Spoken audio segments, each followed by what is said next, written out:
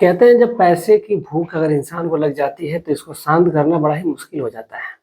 और दूसरी बात ये कि अगर इंसान को जिस्म की भूख लग जाए तो उसको भी शांत करना बड़ा ही मुश्किल हो जाता है। ऐसे ही एक वारदात होती है दिल्ली में। दरअसल दिल्ली में एक लड़का जो डॉक्टरी की तैयारी कर रहा था, यानी कि एक तरह से एमबीबीएस कर रहा था, और जब उसको इस बात की लत लग जाती है, यानी कि शराब और शबाब की, तो फिर एक खौफनाक उसका अंत होता है। और जो अंत होता है वो वाकई अपने आप में हैरान कर देने वाला था, परेशान कर देने वाला था। तो आखिर हुआ क्या था, और जानने वाले हैं इस पूरी सच्ची घटना को कि आखिर ये घटना है कहाँ की और आखिर हुआ क्या था।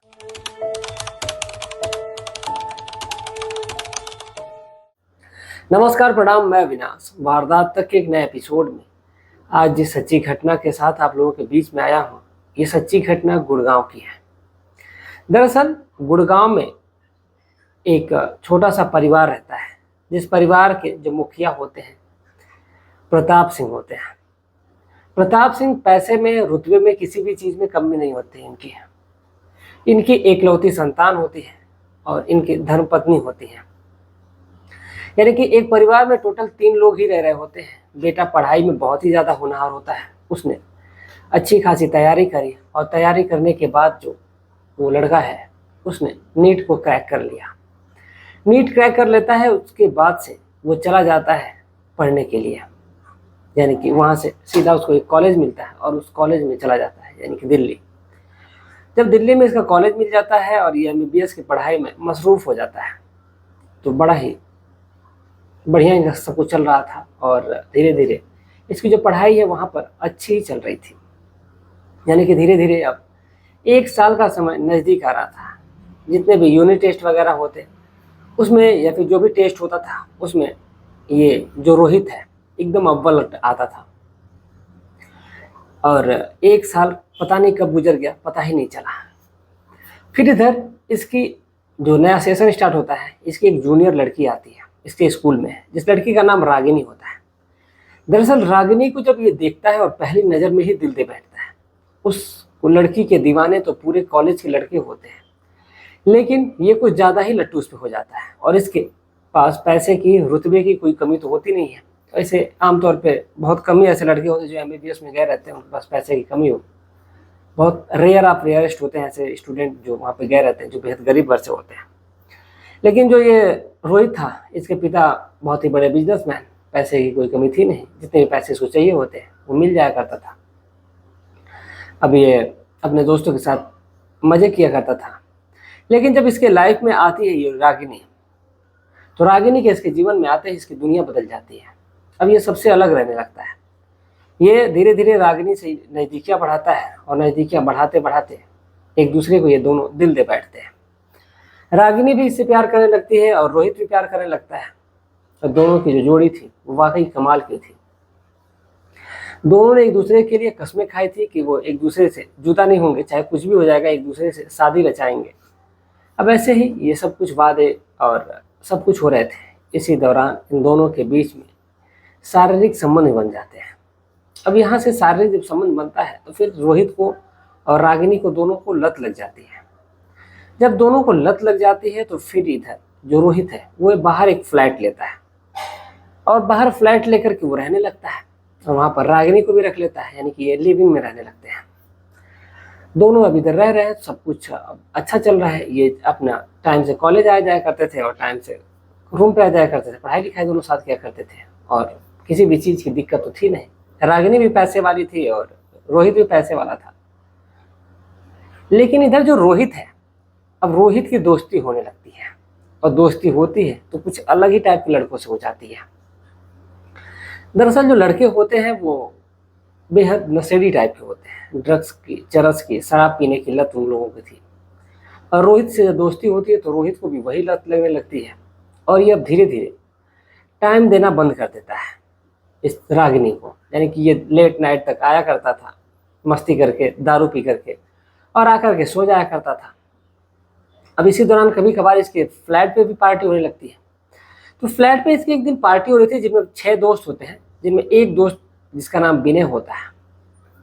विनय जब आता है तो ये जब रागिनी को देखता है तो रागिनी को दिल दे बैठता है। रागिनी को छेड़ने लगता है, एक तरह से कह लीजिए, उसको लाइन मारने लगता है, उसको परेशान करने लगता है, उसको छूने की कोशिश करने लगता है। लेकिन जो इधर रोहित होता है इन सब बातों से बेखबर होता है और वो एकदम दारू पी करके धुत रहा करता था। ऐसे ही समय कट रहा था। कुछ समय के बाद ही जब सुबह होती है, रात तो बीत जाती किसी तरह, सुबह जब होती है तो जो रोहित है, रोहित से रागिनी कहती है कि जो तुम्हारा दोस्त विनय है वो सही लड़का नहीं है, उन सबको फ्लैट में मत लेकर के आया करो यहाँ पर, क्योंकि दिक्कत होती है और आकर के वो मुझे छेड़ता है, तुम तो दारू के नशे में रहते हो, तुम्हें तो कुछ पता ही नहीं रहता है। तो इस पर जब ये बात रोहित को पता चलती है तो थोड़ा सा उसको भी बुरा लगता है। लेकिन वो कहता है कि चलो ठीक है, कोई बात नहीं, दोस्त है और तुम उनकी भाभी हो, थोड़ी बहुत मस्तियाँ तो चलती हैं, अभी इतना कह करके इग्नोर कर देता है और फिर उनको फ़ोन करता है, उनके पास चला जाता है। यानी कि यहाँ तक कि ये बात ये है कि अब वो धीरे धीरे जहाँ पे एडमिशन था उन लोगों का MBBS का, तो रागिनी तो अपना चली जाया करती थी, लेकिन यहाँ पर जो रोहित है वो जाता नहीं था। अब इधर ये नशे करता था, सेमेस्टर वाइज एग्जाम जो होते थे उन सबको भी ज़्यादातर इग्नोर किया करता था। धीरे धीरे 25 से 50 हज़ार तक के खर्चे इसके बढ़ने लगे थे। इसे अपने माता पिता से पैसे मांग लिया करता था। लेकिन अब इधर धीरे धीरे जब वो पैसे मांगता है, इधर रागिनी जो है अब देखती है कि इसकी हालत जो है वो बिगड़ती जा रही है। अब इसके जो दोस्त हैं, फ्रेंड सर्कल है, ये तो अब अलग होता जा रहा है और इससे मुझे बहुत ज़्यादा नुकसान हो रहा है। कहीं ना कहीं वो भी नहीं पढ़ पाती थी और वो भी डिप्रेस रहा करती थी और एक तरह के लिए जो उसको अपना पति मान चुकी थी, तो डिप्रेस तो जाहिर सी बात है। और इधर एक दिन जो प्रताप है, उनकी पत्नी, धर्मपत्नी जो है, उनकी तबीयत खराब हो जाती है। तबीयत खराब होती है तो अपने बेटे को फ़ोन करते हैं और कहते हैं कि तुम्हारी माँ तुमसे मिलने के लिए बोल रही है। तो जो रोहित है वो बहाना कर देता है, वो आता ही नहीं है। इधर कुछ समय जैसे ही बीतता है तो जो उनकी तबीयत है प्रताप की, धर्मपत्नी की, वो बिगड़ने लगती है।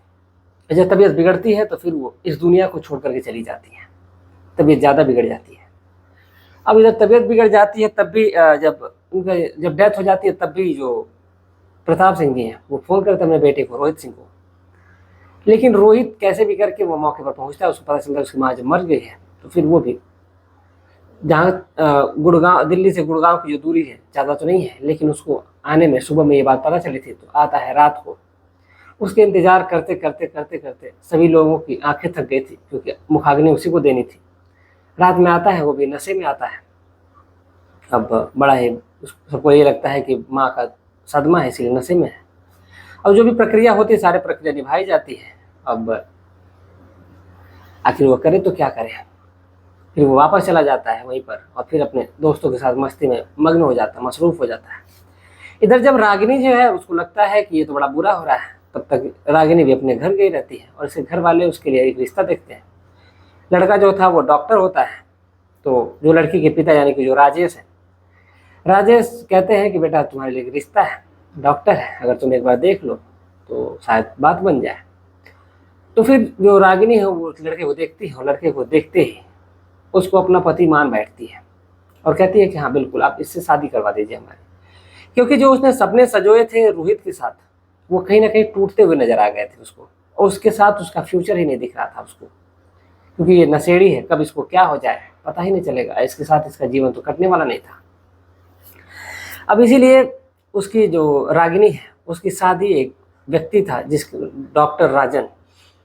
डॉक्टर राजन से उसकी शादी फिक्स हो जाती है और उसकी शादी भी हो जाती है।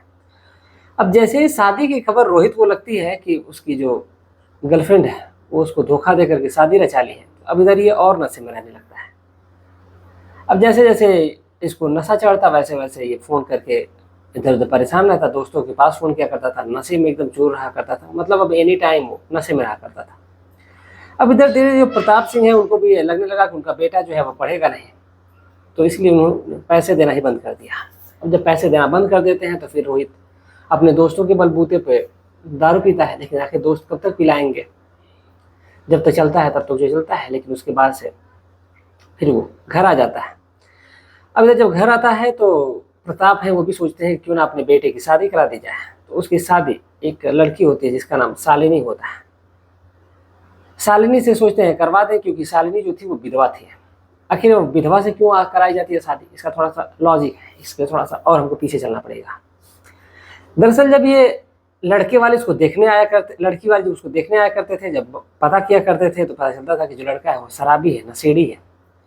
अब इसलिए बनी बनाई बात जो थी वो बिगड़ जाया करती थी, और कोई शादी करने के लिए तैयार नहीं था, कोई अपनी बेटी से विवाह करने के लिए तैयार नहीं था। अब इसीलिए एक प्रताप सिंह के रिश्तेदार होते हैं, उन्होंने कहा कि एक लड़की है जिसका नाम शालिनी है, अगर आप कहें तो शालिनी दिखने में बेहद खूबसूरत है, और शादी के लगभग 2 महीने बाद उसके पति से उसका तलाक हो गया क्योंकि उसका पति सही नहीं था, अगर हो सके तो कहें तो बात करें। तो कहते हैं कि ठीक है, कोई बात नहीं है। फोटो दिखाई जाती है और ये बात रोहित को छुपाई गई रहती है। रोहित को फोटो दिखाई जाती है, रोहित को लड़की पसंद आ जाती है, वो कहता है कि ठीक है, और उससे शादी हो जाती है।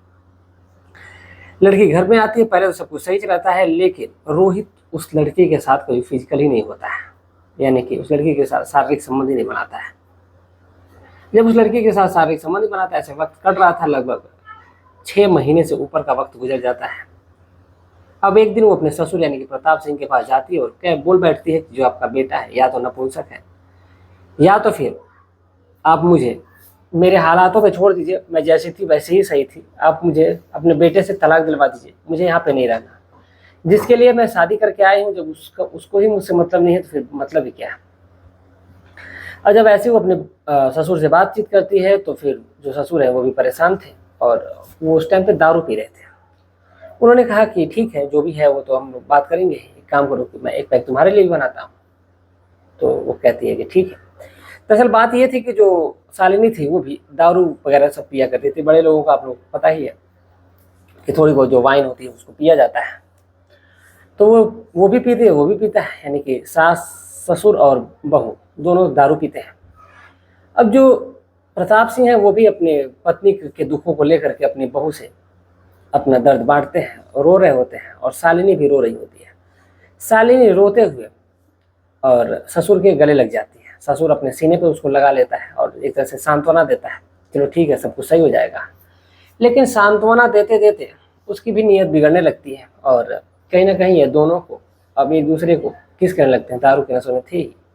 अब ये एक दूसरे के साथ शारीरिक संबंध बनाने का ये सिलसिला शुरू हो जाता है। दोनों एक दूसरे के साथ शारीरिक संबंध बनाते हैं, और ये जब शारीरिक संबंध बनाने का जो सिलसिला है अब जो चलता है तो अब फिर थमने का नाम ही नहीं लेता है।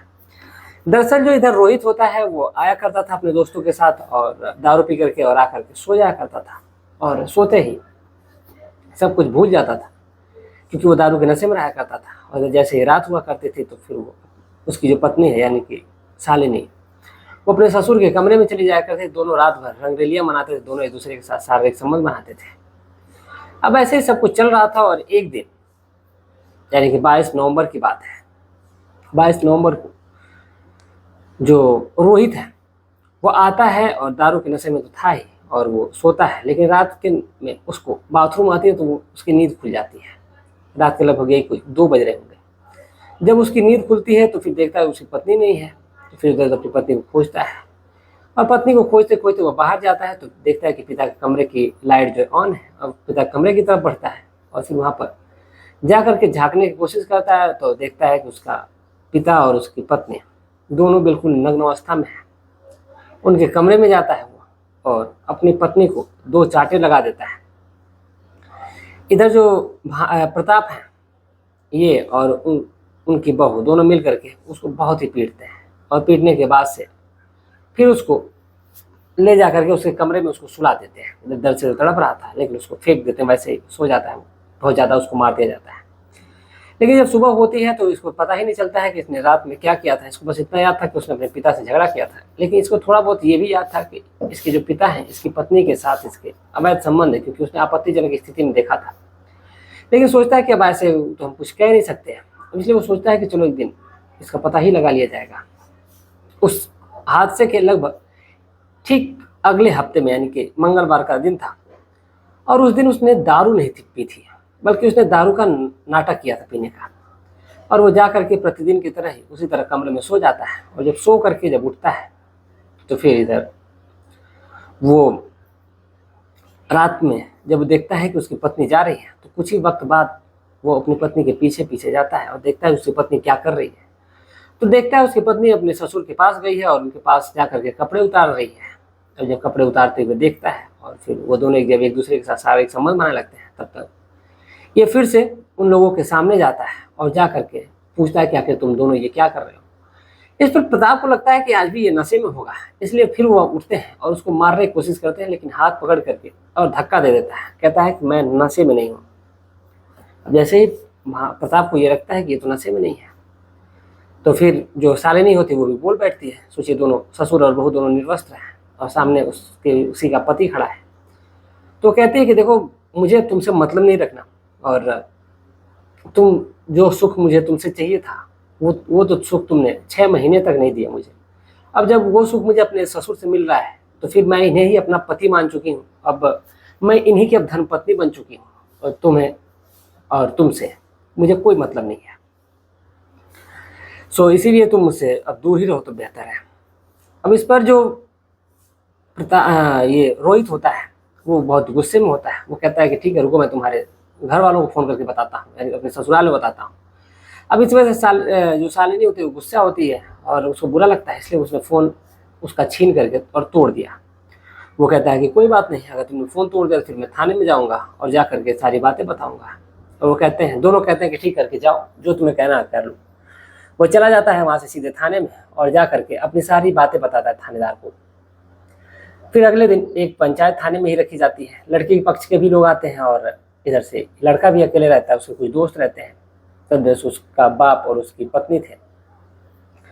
अब जैसे ही सभी लोग आते हैं तो फिर बातचीत का सिलसिला शुरू होता है और सारी बातें और सारा गुनाह जो था वो रोहित का निकलता नजर आता है। रोहित दारू के नशे में रहता है, उसको मानता नहीं है, और ये भी तलाकशुदा है, और ऊपर से इसके ससुर से उसको प्रेम मिलता है और ये अपने ससुर के साथ रहना चाहती है, तो इसलिए वो अपने ससुर के साथ ही रहेगी। अब वो उसके बेटे के साथ नहीं रहेगी। अब जैसे ही सभी लोग इस बात को कहते हैं तो फिर आखिर कोई करेगा क्या। और रोहित कहता है कि आपने मेरी शालिनी की शादी मुझसे कराई थी या मेरे बाप से कराई थी। अब ये बात जब राजेश को पता सुनते हैं तो उनको थोड़ा सा बुरा लगता है, यानी कि ये जो शालिनी के जो पिता हैं, शालिनी के पिता को ये बात थोड़ी सी बुरी लगती है कि देखिए कैसी बातें हो रही हैं, और वो अपनी बेटी की तरफ देखते हैं। देख करके उनकी जो नज़रें हैं वो शर्म से नीचे झुक जाती हैं और वो कहते हैं कि इन लोगों को जो सही लगे, मुझे इन दोनों से मुझे अपनी बेटी से कोई मतलब नहीं है, मैं आज से ये समझ लूँगा कि मेरी बेटी जो है वो मर चुकी है। अब इतना कह करके वहाँ से उठ करके वो चले जाते हैं। बाकायदा जो रीति रिवाज होता है उसी रीति रिवाज से थाने में ही प्रताप की और शालिनी की दोनों की शादी हो जाती है। जो लड़का रहता है वो कहता है कि ठीक है अब इधर, लेकिन ये था कि आखिर बेटा है, तो वो कहता है कि ठीक है, जो भी मेरे हिस्से की जो मेरी ज़मीन है वो आप मुझे दे दीजिए, बाकी इसको लेकर के रहिए। जो प्रताप होते हैं वो कहते हैं कि ज़मीन तो तुम्हें नहीं मिलेगी, तुमको जायदाद से बेदखल कर दिया जाएगा। अब इस पर ये थोड़ा सा मामला बिगड़ जाता है, और जो वहाँ के थानेदार होते हैं वो भी कहते हैं कि भाई ये आप ही का बेटा है, तो मजबूरन आपको ज़मीन देनी ही पड़ेगी, और आधे का हकदार है ये अगर आप दूसरी शादी करेंगे। वैसे तो ये पूरा हकदार है, लेकिन अगर आप इस दूसरी औरत के साथ रहेंगे तो फिर बड़ा ही बुरा होगा, और फिर आपको ज़मीन का हिस्सा तो देना ही पड़ेगा। मजबूरन जो प्रताप होते हैं वो उसको आधा, जो पूरी प्रॉपर्टी होती है, पूरी प्रॉपर्टी का आधा हिस्सा उसको दे देते हैं। लेकिन अब यहीं से इसको सीख मिलती है, और जो रोहित है अब वहीं से दारू के नशे को छोड़ देता है और वो भी अपनी एक अलग दुनिया बसाने की कोशिश करता है। इधर जो प्रताप है और जो शालिनी है उधर एक अपने घर में रहते हैं, लेकिन इधर आधा जो हिस्सा था प्रॉपर्टी का, यानी कि अब सीधा सीधा ये कोर्ट थाने में भी और कोर्ट में भी ये तय हो चुका था धीरे धीरे कि जो ज़मीन है वो तो आधा बंटवारा होगा ही, लेकिन जो घर है वो घर पहले से ही इसी के नाम पे था, रोहित के नाम पे था, यानी कि रोहित की माँ के नाम से था, तो सीधा सीधा रोहित के नाम से उसके मरने के बाद वसीयत हो जाती है। अब इसलिए प्रताप को फिर से अपना नया घर ढूंढना था, नया घर बनाना था, तो इसलिए प्रताप अपना घर बनवाते हैं, लेकिन पूरे जो घर का मालिक जो होता है वो रोहित हो जाता है। रोहित भी एक अच्छी सी लड़की देखता है, और जिस लड़की का नाम स्वीटी होता है, स्वीटी जो कि हरियाणा की रहने वाली होती है, और इससे इसकी मुलाकात उसी एमबीबीएस के दौरान ही हुई थी जब ये एमबीबीएस कर रहा था। हालांकि ये एक चीज़ मैं आपको बताना भूल गया कि जो इसकी एमबीबीएस का कोर्स है वो छूटता नहीं है, वो एमबीबीएस इसका चल रहा था, और वो धीरे धीरे वो अपनी पढ़ाई में भी मन लगाने लगा था। और शायद इधर जो ऐसा भी है कि कुछ चीज़ें अगर छूट जाती है, सेमेस्टर छूट जाता है, तो फिर उसको बैक सेमेस्टर करके भरा जाता है, और ये फिर ये बैक सेमेस्टर भरता है और फिर इसी दौरान जो इसकी स्वीटी से मुलाकात होती है और इसने दारू को पूरी तरीके से त्याग दिया और वो स्वीटी से फिर शादी करता है और शादी करके अपनी धर्मपत्नी के साथ डॉक्टर की डिग्री ले करके और बहुत ही अच्छे तरीके से अपने घर में रहने लगता है। इधर जो प्रताप है वो भी शालिनी को लेकर के दूसरे अपने घर में अपने जीवन को काट रहे हैं, यानी कि बेटे की पत्नी से पिता ने शादी रचा ली और लड़के ने अपनी फिर दूसरी शादी रचाई। फिलहाल यहाँ पर किसी भी प्रकार की ना ही कोई हत्या हुई, ना ही कोई रंजिश हुई और दोनों परिवार ने अपने आपसी समझौते से और दोनों का परिवार बच जाता है एक बार फिर से। तो ये थी आज की पूरी कहानी। इस पूरे घटनाक्रम को सुनाने का उद्देश्य किसी की भावनाओं को ठेस पहुंचाने बल्कि आपको जागरूक करना है, आपको सचेत करना है। आप जहाँ भी रहें स्वस्थ रहें, सुरक्षित रहें, अपना ख्याल रखें, अपने परिवार का ख्याल रखें। एक बात आपसे कहना जरूरी है कि ये सच्ची घटना आपको सुनाई हमने, ये अलग अलग प्लेटफॉर्म से ली गई, यानी कि सोशल मीडिया से ली गई है, न्यूज़पेपर से जब इसकी मिली है वो कहानी तो हम आप तक डिलीवर किए हैं। इस बात की पुष्टि हमारा चैनल बिल्कुल नहीं करता कि ये कहानी सत्य है, यानी कि इस सत्यता की इसकी पूरी गारंटी हमारे चैनल की नहीं है, बस आउट ऑफ सोर्सेस से हमको जो मिली है जानकारी से हमने आप तक पहुँचाई है। तो मिलते हैं एक और सच्ची घटना के साथ, तब तक के लिए जय हिंद, जय भारत।